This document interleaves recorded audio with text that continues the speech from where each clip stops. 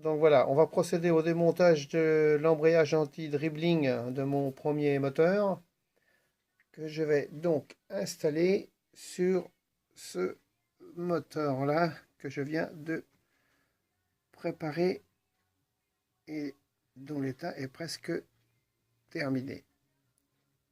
Voilà. Donc là, on retire les ressorts sur le plateau de pression. Ensuite, on retire le plateau de pression avec la tige d'embrayage de poussée.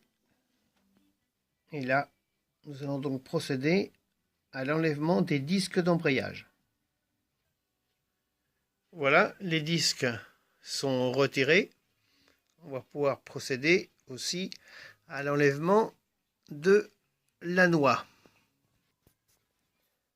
Donc, pour ce faire, l'outil pour bloquer la noix, alors ça c'est le 2355 je pense, de chez Momo. Voilà.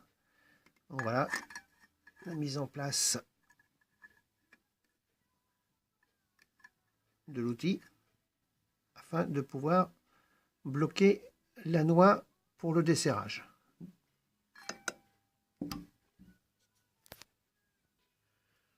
Donc voilà, l'outil est en place. Maintenant, il va falloir se procurer la clé à choc.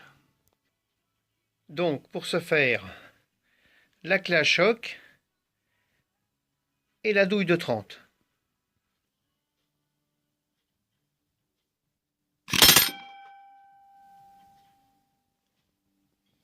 Voilà, il est débloqué. Voilà. Donc après le déblocage avec la clé à choc, il suffit de retirer l'écrou central, sa rondelle,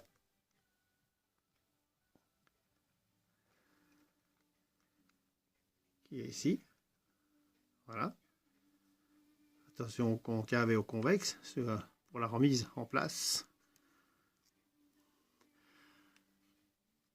Ensuite, la cale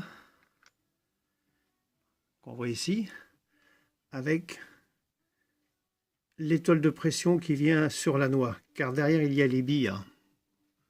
Je vais vous montrer après.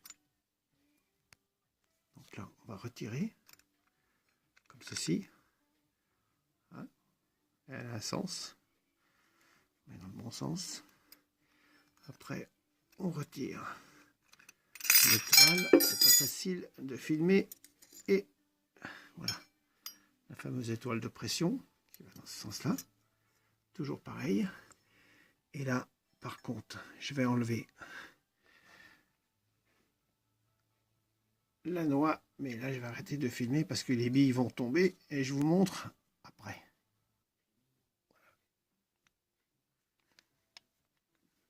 Avec une main, c'est pas très facile. Voilà comment ça marche. Ok, voilà. Donc là, je vais l'enlever. Vous allez comprendre. Voilà. Et là, donc on découvre le système avec les petites billes qui permettent le mouvement avant-arrière longitudinal sur l'arbre de l'embrayage. Voilà.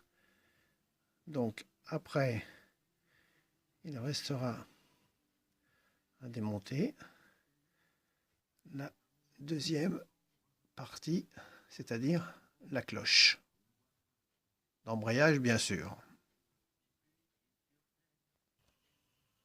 Donc voilà, pour la cloche d'embrayage, on va se munir donc de la douille de 13 et la clé à choc, car là les écrous ont été montés avec du sel roulement faible, mais bon, à faire à la mimine, c'est un petit peu long, Donc on va prendre le raccourci, la clé à choc pour dévisser.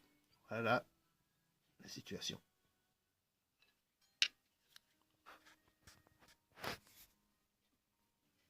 Voilà, donc on a enlevé la boulonnerie, on sort la cloche d'embrayage, donc qui sera remontée sur l'autre moteur.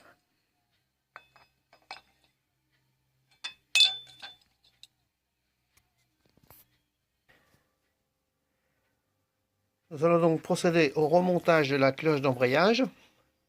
Donc bien sûr, nettoyage de celle-ci. Ensuite, nettoyage des vis de fixation. Alors, l'octite normal, bleu, pour le maintien. Et puis, naturellement, la clé dynamométrique, il n'y a pas le choix. Et puis, il vous faudra donc, comme autre outil, alors là, on ne prend pas la clé à choc, on prend la clé dynamométrique et on approche, et une douille de 13 pour procéder donc au montage de la cloche. Donc, ma manière de faire, je positionne la cloche avec deux vis de maintien pour être sûr d'être aligné par rapport aux autres orifices. Et maintenant, je vais procéder au montage de toutes les vis avec donc le scelle roulement bleu.